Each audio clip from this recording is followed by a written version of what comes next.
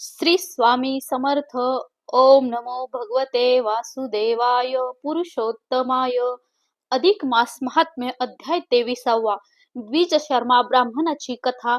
भगवान विष्णू लक्ष्मीला सांगत होते. द्विज शर्मा ब्राह्मण आणि त्याची पत्नी या दोघांच्या मृत्यूनंतर त्यांची 2 मुले अनाथ झाली होती. धेनू सेवेनं म्हणजेच गायीच्या सेवेनंतर त्यांच्या जीवनाचा उद्धार कसा झाला ते आपण या अध्यायात ऐकणार आहात. द्विज शर्मा ब्राह्मणाची जी कन्या होती तिला वेश्य आपल्या सोबत घेऊन गेली होती. तिच्या भावाला अतिशय दुःख झालं. ताक विक्री करून तो कसा तरी आपला उदरनिर्वाह करत असे. श्री गणेशाय नमः. ऐका श्रोते संत सज्जन, मल महात्म्य पुण्य आख्यान. ऐकता निरूपण धरा आठवण मानसी. विप्रनंदाची भागिनी वैशा गेलीशी होनी. ते वार्ता ऐकुनी कानी बंधू शोक सदनी पडियेला. तुका व्रतांत मागे कथिला या उपरी पाहिजे. ऐकला अवधान दिजे श्रवणाला काय करिता झाला. विप्रकुमार शोक करिता ती तया ते नगरवासी संभवते. समजावनी तया ते ग्रह केले आपुलिया या परी. ओ विप्रकुमार नित्यासरी एकाएकी करून उदर निज हाते संपादितसे तो एरीकडे नारायण यात्रा कर्मी वर्षे 3 म्हणे जावे माघारा परतोनी लेकुरी अज्ञान श्री गुरुची गुरु कन्या वेश्येने नेली जाना जाना हे करता विदित नाही नारायणा. परी अंतर साक्ष जनार्दना फिरले मन नारायणाचे म्हणे गुरु गुरु ग्रही जावे आता कवन तेथे सुखाची वार्ता. हे तो सांगून गेली देवता यक्षिणी देवी पूर्वीची. एके विक्रय करावा एका जारत्वे निर्वाह व्हावा हा सौख्याचा येथील ठेवान देखावे. देवा माझे म्हणत येते येते येत परतला पुन्हा मागुती. तीर्था गेला वर्ष 12 क्रमिता झाला परी नाही म्हणाला. स्थिरता द्विज शर्मा ब्राह्मणाच्या घरी नारायण ब्राह्मणाच्या घरी राहण्यासाठी आला होता.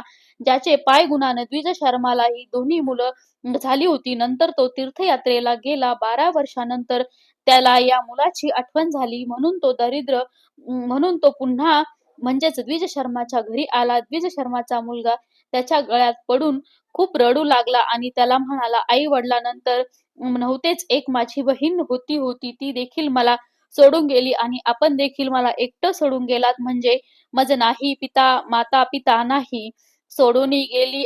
बंधू भगिनी चुलता नाही कोणी पाळिता पोषिता. अहम अनंत हे काय केले. एक होती भगिनी मज लागुनी तेही वेश्येनं नेली चाळूनी. नेनो असे कवने स्थानी ते मज लागुनी विधी नसे ऐसा. चाकल्य समाचार ऐकला नारायण हृदय थकित झाला. मग तया ते आश्वासिता झाला. मधुर वचने करुणी तो म्हणे बापा ऐक आता होणार तेने चुके तत्वता. कोण टाळू शके ब्रह्मलिखिता तयाची वार्ता वार्ता अनुपम्य ऐसे तया ते आश्वासुनी बैसता झाला निज असनी. एरे मांडिले से साजनी पर्वणी पर्वणी तया भोजनाची. नारायण ब्राह्मणाला अतिशय दुःख झालं. परंतु त्यानं त्या मुलाला समजावून सांगितलं की जे ब्रह्मलिखित आहेत, जे आपल्या कर्माचे नशिबाचे भोग आहेत ते आपल्याला भोगावेच लागतात, ते चुकत नाही. नंतर नारायणानं त्या मुलाला विचारलं, तू आजपर्यंत ताक विक्री करून किती पैसे कमवले, किती पैसा जमवला, त्या द्रव्याचं तू काय केलं. तेव्हा तो मुलगा म्हणाला, मी जवळजवळ 100 चांदीची नाणी जमवली आहेत. तेव्हा नारायण ब्राह्मण त्या मुलाला म्हणाला, या भवसागरातून तरण्यासाठी तुझ्या जीवनातील दुःखांचा नाश करण्यासाठी मी तुला जर काही सांगितले तर तू ते करशील का. त्यावर त्या मुलाने देखील होकार दिला की स्वामी तुम्ही जे सांगाल ते मी मनोभावे करेल. मला मार्ग दाखवा. म्हणे या मलमासी विशेष गोदान परम विशेष जे आचरती निर्दोष त्या पुण्यास पार नाही. जर तुके रोम धेनू अंगी असती ते तुके अल्पको ब्रह्मलोकी वसती समूळ होय. पापांची शांती अचर्या प्रती हे पुण्य तरी उदयिक करून प्रार्थनेही धेनू करी कृष्ण अर्पण. वरी दक्षिणा संचित रौप्य नाणे करी अर्पण. द्विजाते वचन जरी मानसी तरी तू अक्षय सुखी राहासी. हृदय त्या समयासी तथास्तु ऐशी अक्षर परी विश्वास न वाटे. नारायणा करील न करील गोदाना एवढीच ते उदर पोषणा. म्हणून मना संशय परी विप्र तो द्रवला आधीच होता तो त्रासला. त्याही वरी सद्गुरु भेटला उपदेश मना केला परमार्थ नारायणा. ब्राह्मण द्विज शर्माच्या मुलाला म्हणाला, पुरुषोत्तम मास सुरू झाला आहे आणि या पुरुषोत्तम मासामध्ये गोदानासारखं दुसरं पुण्य असं कोणतंच नाही. तुझ्याकडे एक जी गाय आहे, पुरुषोत्तम भगवान यांचे स्मरण कर आणि ती गाय सत्पात्री याचकाला दान कर. तसंच तू ताक विक्री करून जी चांदीची नाणी जमवली आहे, त्याचं देखील तू दान कर. नारायण ब्राह्मणाला वाटलं, द्विज शर्माचा मुलगा गायीचं दान करणार नाही, कारण त्याचा उदरनिर्वाह त्या गायीवरती चालत होता. मात्र नारायणाचा उपदेश द्विज शर्मा ब्राह्मणाच्या मुलानं गुरुचा उपदेश मानून ब्राह्मणाला सकाळी घरी बोलावलं. आपल्या गायीचं पूजन केलं. ब्राह्मणाचे देखील पूजन केलं आणि त्याला ती गाय दान दिली. असो असो ते आपणासी काय कारण सांप्रत धेनू येत असे दान, म्हणून विधियुक्त संकल्प सांगू न करी पूजन. तो ते गो धेनूचे उपरी विप्रजास स्वयं करुणी ते धेनू असे दिधली दान मनी. भावार्थ गुरु वचनी पूर्ण नसे जाण अन्य काही, एक सद्भावा वाचुनी काही सद्गुरूची भेटी होणार नाही. तयाविन सुटेन संदेह जाना, सर्वही भाविक हो आधीच विप्रा दरिद्री पाही. माता पिता तया पाळीला दुजा नाही, उदरनिर्वाहाचा धेनू तेही दिदली पाही. दाना ते ब्राह्मणाचा गुरु वचन संबोधून द्विज शर्माच्या मुलानं आपलं एकमेव उदरनिर्वाहाचं साधन आपली गाय ब्राह्मणाला दान दिली. खूप मोठं महत्पुण्य त्याला याचं मिळालं, लाभणार आहे. त्याचा जीवनाचा उद्धार होण्यापूर्वी निश्चित पुरुषोत्तम भगवान यांनी त्याची परीक्षा घेतली आहे. आणि एक दिवस असं दुपारच्या वेळेला तो खूप भुकेने व्याकुळ होता, तळमळू लागला. नारायण ब्राह्मणाने देखील त्याची ही अवस्था त्याला बघवत नव्हती. तो चारा देतोच, भगवंत कोणालाही प्राणी मात्राला कधीच उपाशी ठेवत नाही. त्रैलोक्यनाथ चक्रपाणी उपोषित राहू देतच नाही. कोणी कीटक पक्षी आदी करून जो त्रिभुवनी पाळीत असे, तेथे विप्रक्षु देणे पीडित हे. तयाज्ञेच सहावेच मात तव तो नारद अकस्मात देखिले सद्भावे नमस्कार केला. द्विज शर्मा मुलाची ही जी कहाणी आहे ती ब्रह्मदेवाला सांगितली आणि त्यांना विनंती केली की हा जो द्विज शर्माचा मुलगा आहे, त्याचं एकमेव उदरनिर्वाहाचं जे साधन आहे, त्याची गाय त्याने सद्भावी दान केली आहे. आता याचा उदरनिर्वाह चालण्यासाठी तुम्ही काहीतरी केलं पाहिजे. हे ऐकून नारद मुनीची वाणी चतुरानंद दचकला. मनी निरखता झाला जव, ध्यानी तव सत्यवाणी. सर्वही म्हणे हे तो विपरीत, झाले तयाचे सर्वस्व दान. घडले आता उपया ते पाहिजे केले, तरीच भले कर्म हे पहा. येथे जे जे अर्पावे तया दशगुणी लागे पावावे हे जाणूनी. ब्रह्मदेवे काय मांडिले विधान, सत्वर ब्राह्मण वेश नटला आहे सवे. दशगायींचा मेळा घेऊन भूलोकी आला, त्वरित त्वरे पावला विप्र सदन. गायी उभ्या करून द्वारी विप्र मराते हकमारी. एक रूपातला झडकरी सद्भावे नमस्कारी. तया ते तव चतुरानन बोले, तयासी तुझ्या पितरे आम्हापाशी दश गौतमे रक्षणाशी ठेविल्या होत्या निर्धारे त्या. तू आपल्या अंगीकारी आता म्हणून ज्याला बोलता ऐसे वचन ऐकोनी. तत्वता एरू आहने तया ते, मी आपुले गुरुशी पुसुनी माघारा येतो परतोनी. ऐसे तया ते वदोन आला परतून माघारा. मग गुरुबंधू ते म्हणे तेव्हा, एक विप्र आलासे सदैव तयाने आणल्या दशधेनू वा.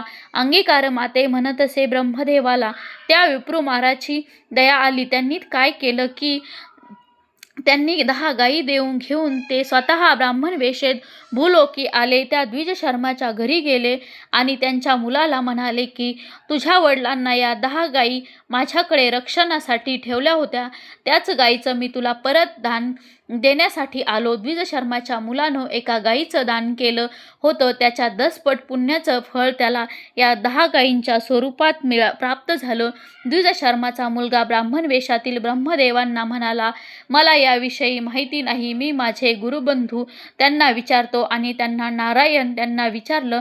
नारायण ब्राह्मण अंतरीची खूण जाणून म्हणाले की नक्कीच याचं गोदानाचं पुण्यफळ दशपटीने याला मिळालं आहे. नारायण ब्राह्मण द्विज शर्माच्या मुलाला म्हणाला, ब्राह्मण देवाला नमस्कार कर आणि त्या गायींचा स्वीकार कर, त्यांना त्या गोठ्यामधून आणून पान. द्विज शर्माच्या मुलानं अगदी तसंच केलं. त्याचा गोठा 10 गायींनी भरून गेला. ब्राह्मणरूपी ब्रह्मदेवानं गायीसोबत 100 चांदीची नाणी देखील दिली होती. त्यातील एक नाणी बाजारात जाऊन मोड आणि त्याचं गायीसाठी त्याचा चारा आण, हे देखील नारायण ब्राह्मणाने त्याला सांगितले. त्याने तसे केले. म्हणाला, तू भुकेल आहे, स्वतःसाठी देखील भोजनाची व्यवस्था तू कर. धेनुवे घालून या तृण स्वयं सारिलेसे भोजन. मग गुरुसेवे लागून तत्पर झाला, यामिनी तव शिकवण. देतसे नारायण म्हणे बाप एक वचन, प्राप्त काळी उठून गंगा स्नान येई करोनी. झडकरी मग बोलोनी विप्रमेळा, दान देई धेनू सकळा, स्वयं होई तू तव निराळा. पाहिजे कशाला खटाटोप, रोप नाणे तुझ्या पदरी, गणती असे नऊद्वारी, एक अर्ध रोपे नाणे भरी. असं साचारी जाणती तरी 10 विप्र बोलावणी, दक्षिणे सहित देई गोदान. जरी करीशी अनुमान, वचना जाण माझिया, ऐसी शिकवण देता तया ते. एरू अवश्य म्हणे तया ते, अमान्य स्वामी वचना ते, न करी जाण स्वामिया. नंतर प्राप्त काळी उठून करिता झाला गंगा स्नान. वाचारोनिया ब्राह्मण केले संपूर्ण गोदान, कैसे सर्व धन माद्याख्याते नाही धान्य. तव ते म्हणे हे भगवान जनार्दन, केवी प्राक्तन माझे हे द्विज शर्माचा मुलगा गायीसाठी गवत घेऊन आला, चारा घेऊन आला आणि स्वतःसाठी देखील त्यांनी भोजन सामग्री आणली होती. ब्राह्मणांना आपल्या घरी बोलव. त्या नाणी आहेत ज्या तुझ्याकडे, सर्व दक्षिणा आहेत त्या ब्राह्मणांना तू दान कर.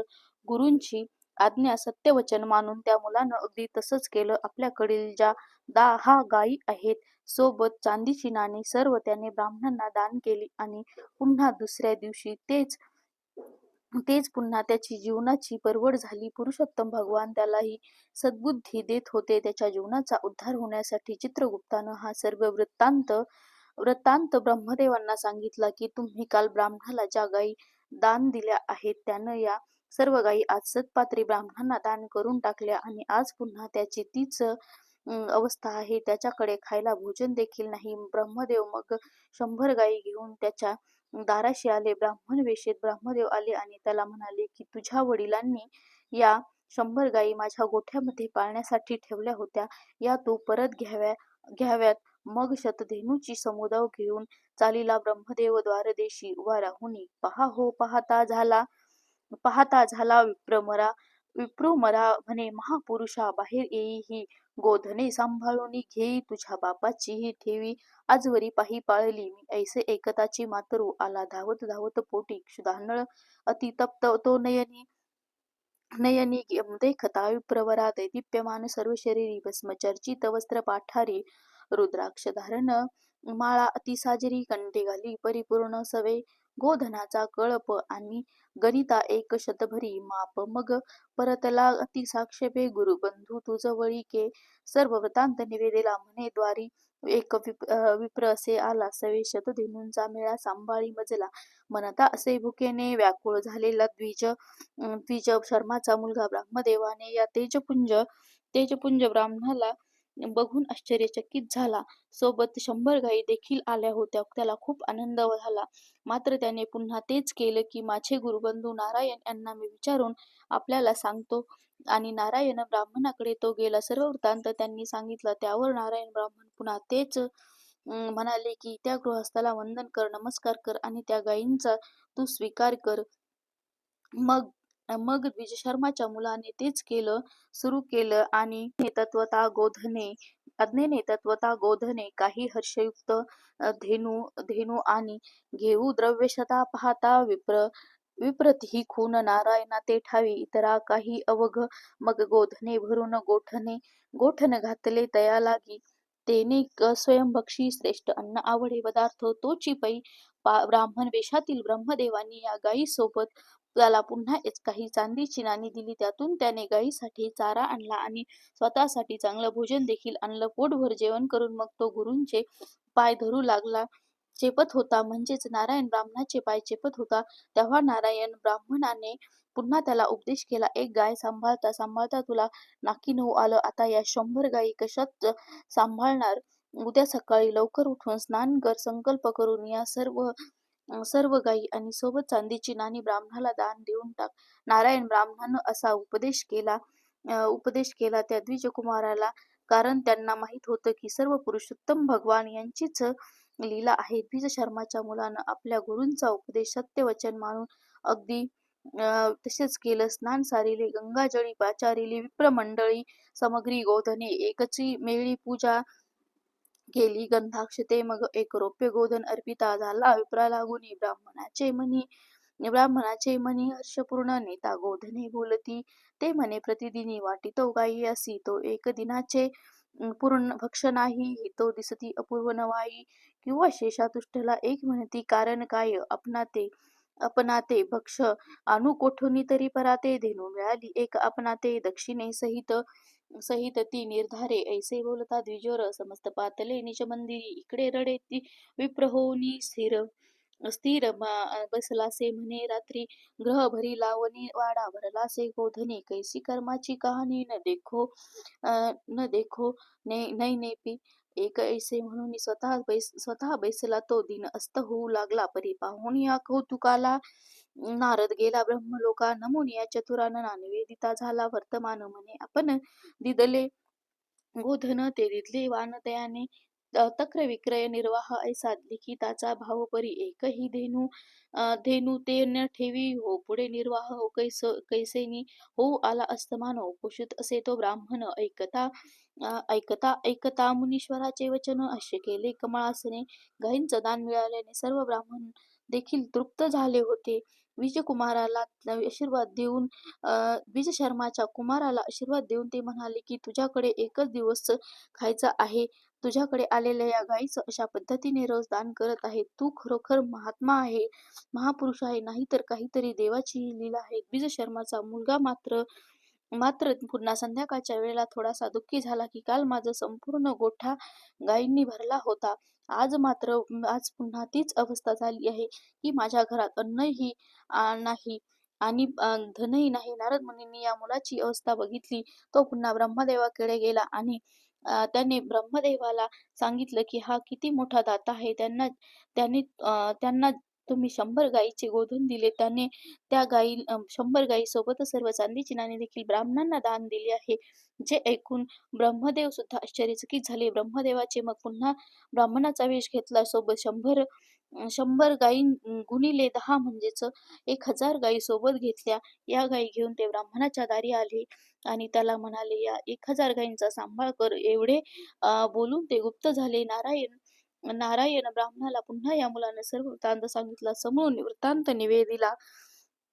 निवेदिला म्हणे सहस्र गोधनाचा मेळा घेऊन रौप्य नाण्याला परी पाहता गुप्त झाला नेनवे ऐकुनी तोषला नारायण म्हणे लागले हे साधन मग म्हणे तया लागून सांभाळी कोण कळपातरी धेनू ते अर्पितन तुही सारिका भोजन प्राप्त काळी उठवून स्नान आणि पाचारुनिया धेनू ते अर्पितन विप्राते समस्त धेनू दक्षिणेशी दान देई का ब्राह्मणाशी एरू हर्षयुक्त मानसी तथास्तु म्हणती वचनासी बोलती नारायण ब्राह्मणाने पुन्हा त्याला तोच उपदेश केला की एवढ्या 1000 गायीचा सांभाळ तू कसा करणार. उद्या सकाळी लवकर उठून स्नान कर. 1000 ब्राह्मणांना गायीचं दान कर.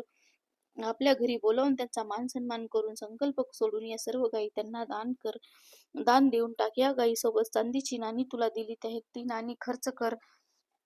या गायींना चारा दे. तुझ्या भोजनाची व्यवस्था कर आणि उद्या सकाळी या सर्व सर्व गायींचं दान तू कर. द्विज शर्माच्या मुलानं अगदी तसंच केले. या सर्व गायी ब्राह्मणांना आपल्या घरी बोलावून दान दिल्या. आता त्याच्या घरात पुन्हा एकही गाय राहिली नाही. कुठलेही धन राहिलं नाही. हा वृत्तांत ब्रह्मदेवाला समजला. आता त्यांनाही प्रश्न पडला की मुलाला असा कोणता गुरु भेटला. याला मी तर 10,000 गायी जरी दिल्या हा उद्या तर पुन्हा त्याचं दान करील. ब्रह्मदेव प्रसन्न झाले. त्यांनी आपल्या सेवकांना आज्ञा दिली आणि हंस विमानामध्ये ते त्याला स्वर्गी घेऊन आले. ब्राह्मणाच्या मुलाला अतिशय आनंद झाला.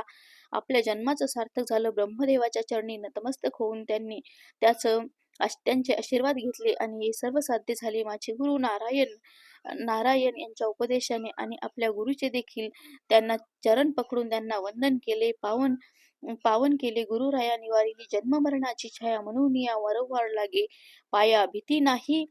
भीती नाही काही भावार्थ स्तुती वादन करवेची झान वाचेशी पडले रौद्र द्रोड मौन उगवता तृतीय दिन नेला उद्धरून ब्रह्मलोका समग्र जन आश्चर्य करीती नारायण चरणी लागती धन्य धन्य श्री श्री गुरुमूर्ती याती निवारिली ऐसी ही गोदान प्रकरण विषेद केले श्रोतिया लागून लागती तृतीय दिनी नेला उद्धारून विप्रकुमार म्हणून या मलमासी जाण अगत्य घडे गोपूजन वरदान त्याही वरती